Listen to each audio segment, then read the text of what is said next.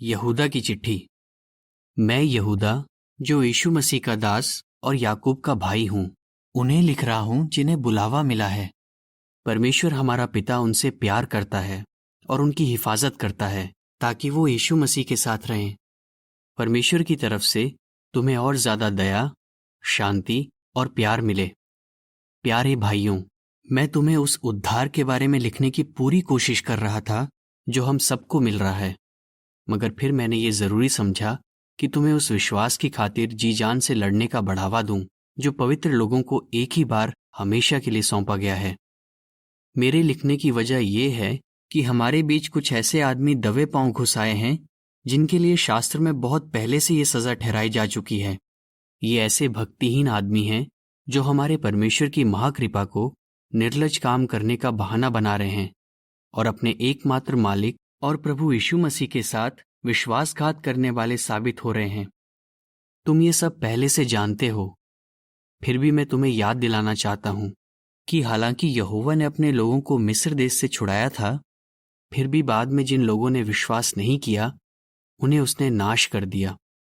और जो स्वर्गदूत उस जगह पर कायम ना रहे जो उन्हें दी गई थी और जिन्होंने वो जगह छोड़ दी जहां उन्हें रहना था, उन्हें उसने हमेशा के बंधनों में जकड़ कर रखा है ताकि वो उसके महान दिन में सजा पाने तक घोर अंधकार में रहें। उसी तरह सदोम और अमोरा और उनके आसपास के शहरों के लोगों ने भी नाजायज यौन संबंध रखने में सारी हदें पार कर दी और वो शरीर की अस्वाभाविक इच्छाएं पूरी करने में लगे रहे। उन्हें सजा दी गई और आग से हमेशा के लिए नाश कर दिया गया, और वो हमारे लिए एक चेतावनी ठहरे कि हम उनसे सबक सीखें।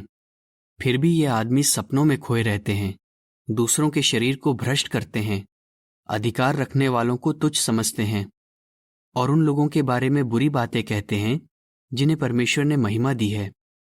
लेकिन जब मूसा की लाश के बारे में प्रधान स्वर्गदूत मिकाएल की शैतान के साथ बहस हुई तो उसने शैतान को बुरा भला कहकर उसे दोषी ठहराने की जुर्रत नहीं की, बल्कि ये कहा, यहोवा तुझे डांटे।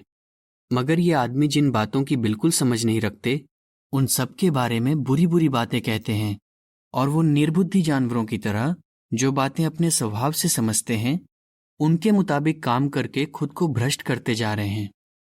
उनका बहुत बुरा होगा, क्योंकि वो कैन की राह पर निकल पड़े हैं और इनाम पाने के लिए बिलाम की गलत राह पर दौड़ रहे हैं और कोरा की तरह बगावती बातें करके नाश हो गए हैं।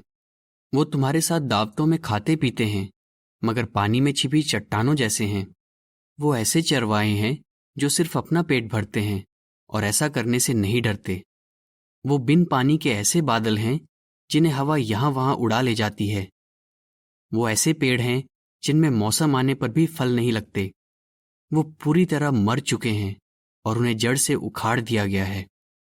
वो समुंदर की भयानक लहरें हैं जो बेशर्मी का झाग उछालते हैं। वो भटकते तारे हैं जो हमेशा तक घोर अंधकार में रहेंगे।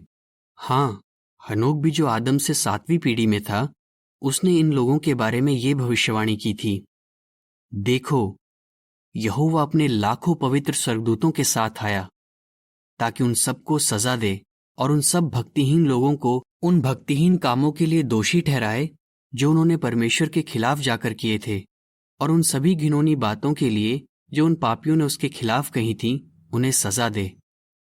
वो आदमी कुड़कुड़ाते हैं और अपने हालात को कोसते हैं।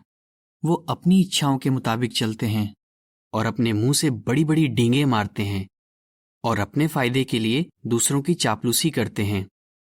लेकिन प्यारे भाइयों, तुम वो बातें याद करो जो हमारे प्रभु यीशु मसीह के प्रेषितों ने पहले बताई थीं। किस तरह वो तुम्हें बताया करते थे, आखिरी वक्त में खिल्ली उड़ाने वाले आएंगे जो अपनी बुरी इच्छाओं के मुताबिक काम करेंगे। यही वो आदमी हैं जो फूट डालते हैं, शारीरिक सोच रखते हैं और जिनमें परमेश्वर की पवित्र शक्ति नहीं है। मगर प्यारे भाइयों, तुम अपने पवित्र विश्वास की बुनियाद पर खुद को मजबूत करो और पवित्र शक्ति के मार्गदर्शन के मुताबिक प्रार्थना करो, ताकि हमारे प्रभु यीशु मसीह की दया पाने का इंतजार करते हुए, जिससे तुम्हें हमेशा की जिंदगी मिलेगी, तुम खुद को परमेश्वर के प्यार के लायक बनाए रखो। साथ ही ऐसे लोगों को दया दिखाते रहो जो शक करते हैं, और झपट कर उन्हें विनाश की आग से बाहर निकालो। और बचा लो, मगर दूसरों पर भी दया करते रहो और एहतियात बरतो, और इस दौरान उनके बुरे कामों से नफरत करो जिनसे उन्होंने खुद को दागदार कर लिया है। परमेश्वर तुम्हें ठोकर खाने से बचा सकता है और अपनी महिमा के सामने निष्कलंक खड़ा कर सकता है और तुम्हें बहुत खुशी दे सकता है। हमारे प्रभु यीशु मसीह के जरिए बीते युगों से और आज और युग युग तक महिमा, ऐश्वर्य, शक्ति और अधिकार उस एकमात्र परमेश्वर और हमारे उद्धारकर्ता के हों। आमीन।